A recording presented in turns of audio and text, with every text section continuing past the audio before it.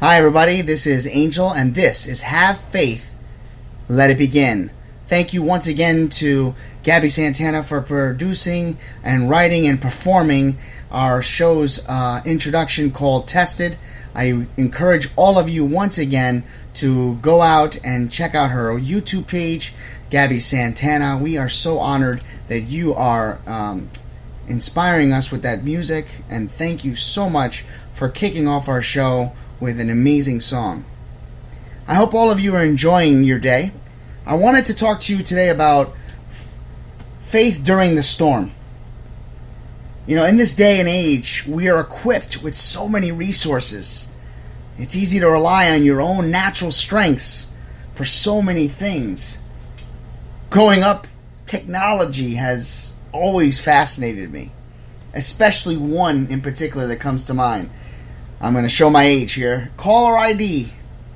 For some of you out there, remember when caller ID first came out? You had to buy the separate box that would hook up to the phone line, and when the phone rang, the name and number would appear on this mini screen. We've come a long way since those days, though. Now, you know, caller ID is a part of our everyday life. Caller ID is built into all of our phones, even our TVs. Let me pose a question to everybody. You ever received a phone call and you look down and you pause because you take a second to decide whether you're going to answer the call? You know, in those seconds you're trying to determine if you're too busy to take that call or if you should just put the call to voicemail. Some of you younger kids out there that are probably listening to this know this better as text messaging. You know, when you get a text message and you wait a good minute before you determine if you should answer the text.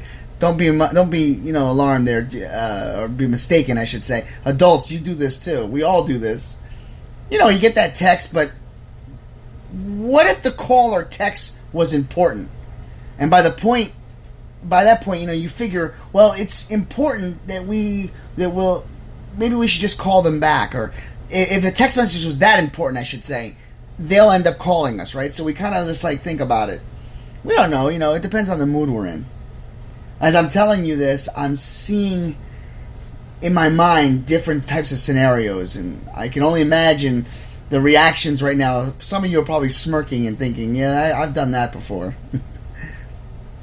I know my brother, my older brother, every time he calls me, about 90% of the time I never answer my phone because I never have it on me. And he doesn't like that at all.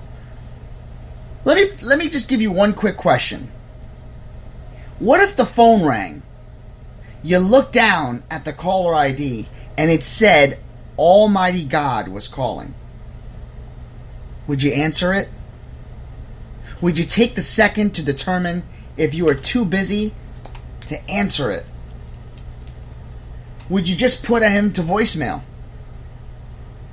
I guess the real question really is, how do we know when God's calling us?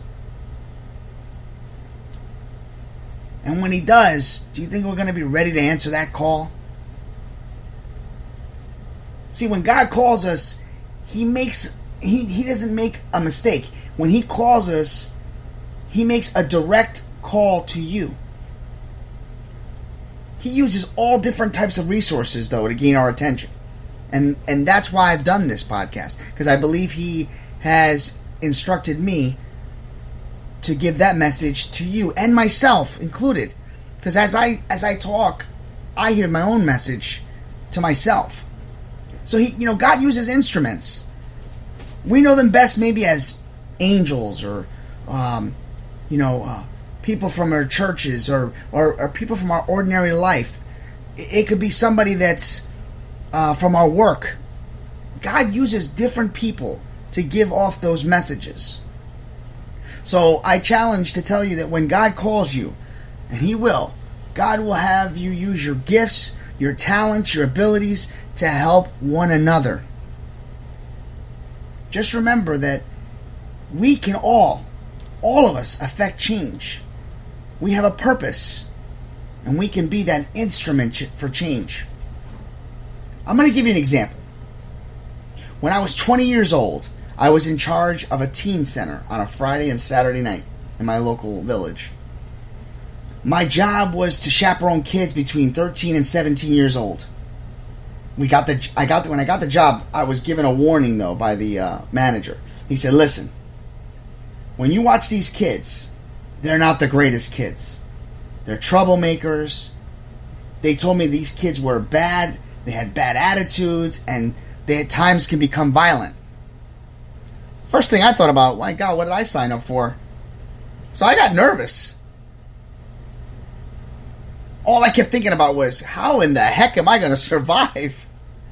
I mean, I remember preparing for my first day. You know, I bought a small bat, and I programmed my phone to all emergency departments, like a fire department, ambulance. I did it so it would be a one-touch dial, and I'd be like, if something goes down, push that button, the cavalry will be down the way. Yeah, I was a chicken. I'll be the first to tell you that.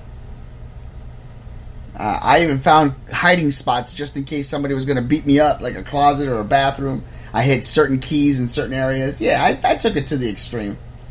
But you know, after my first few months, I discovered the kids that were there were not bad. They were misunderstood. Particularly one kid. His name was Matt. Matt was one of those kids that came in every weekend, always looking to start trouble. He always wanted to pick fights with everyone, even me. I recall one night where Matt was acting up. He was very upset, causing fights, so I sent him home for the evening. I later, made sure by call. When I sent him home, I felt bad, so I called his home and found out. I spoke with his mom, and his mom was like, Matt was a good kid, she said, and she apologized for his actions, and she told me and confided in me that Matt was failing. He was failing math. So she told her son that if he continued to struggle, he wouldn't be able to come back to the teen center. And Matt's mother told me that he really enjoyed going there, and she didn't know how else she could get him, get through to him, basically. And so I asked her to send him back to me because I wanted to speak to him. I wanted to do whatever I could to help him out, and I had no idea his issues were going on with math. I actually was pretty good in math, so I figured maybe we have some common ground. So I helped him, and Matt was excited for the help. But the only thing was, Matt didn't want to bring his books to the teen center because he didn't want other kids to know he was failing. He didn't want them to know he was getting help. So, I told him, you know what, I'll come in an extra hour early before the teen center opened. You and your mom can come over. We'll do some math together. That way when the teen center arrives, they won't even know that you had any type of issues with, homework or anything like that. So we agreed upon it. Well, after a couple weeks of practicing math, immediately Matt started to show signs of behavioral improvement. I'll never forget the day that Matt came into the teen center running with a passing grade on his test. He was like, he thanked me and he was so grateful. He wanted to know after I said I was proud of you, and he said, I just want to know one thing. He kind of called me coach sometimes too. I don't know why, but they did. He's like, coach, I was just curious, why were you willing to help me? I told him that, honestly, it's just something that I believe something was telling me to do. I told him the truth. I said, God told me to help you. So as the weeks went on, I noticed that I started to see less and less of Matt. His grades started to improve, but then all of a sudden I started seeing less of him.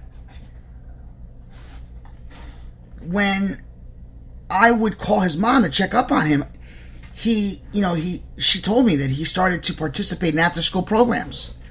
Eventually, he stopped coming in, and I was wondering what had happened. But, Matthew, never reached out to me, so I'm thinking maybe I did something wrong. So I said, I wonder what's going on. So I called his mom, and I said, listen, Matt hasn't been coming around. Everything okay? I never forgot the joy I felt knowing that I was there for him, and I was so honored to have his mom tell me that he just didn't want to be around those type of kids because they were a bad influence on him. but he was gracious enough to say that I was his role model and that he wanted to try something different in his life. So, listen, God calls us when you least expect it. Sometimes we don't even know why he calls us. But know that God has our best interest in mind. He promises that joy is found in the presence. And if you're accepting of him and you believe in God, you're full of joy. And joy manifests when you're focused your mind and your heart on God and begin to praise him. I've always said that. I believe that. I strongly believe that. So, that was a long time ago. That was like 1996 where this happened. And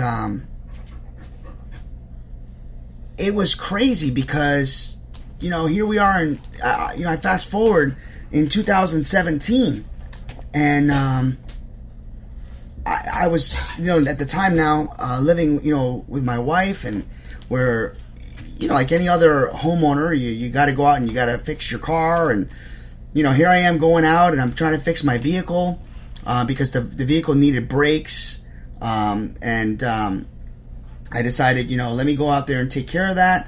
So, I started doing that, and I wanted to share, I wanted to get, all my ducks in a row. I needed brakes, I needed a tire rotation, all that stuff. But this is the part that I'm getting at.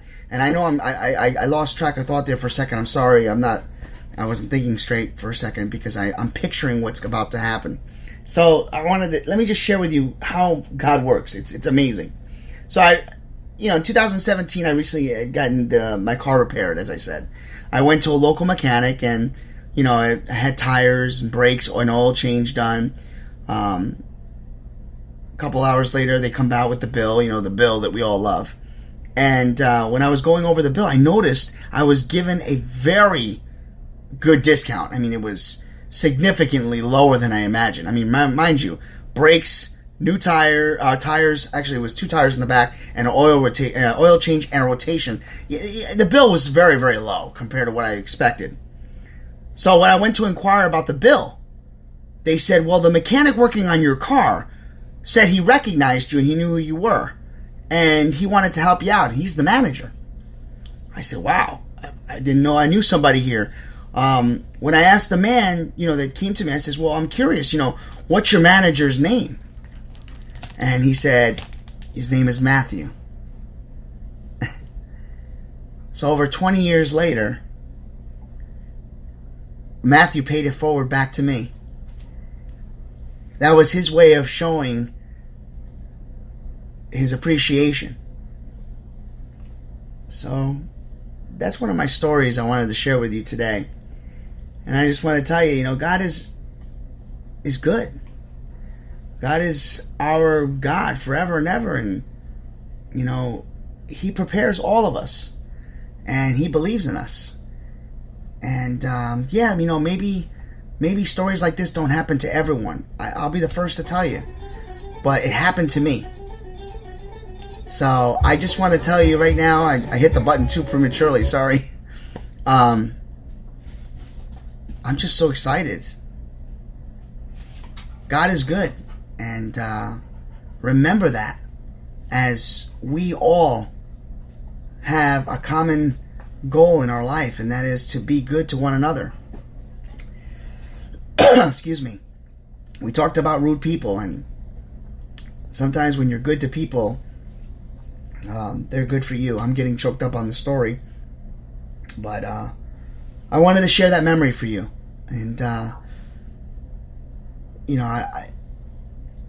we all battle storms, and during that time I was battling some storms in my life, and to have that happen to me, it changed my life. And now you heard the buzzer in the background. My laundry's done. But listen, I just wanted to share that with all of you, and I hope you enjoyed that story. Just remember that in life, things happen for a reason, and when you are faced with an opportunity to pay things forward or to help somebody, take advantage of that moment, because you never know what comes back around. I hope you enjoyed it, and I leave you with this. This is the day that the Lord has made. Let us rejoice and be glad in it. Have faith. Let it begin.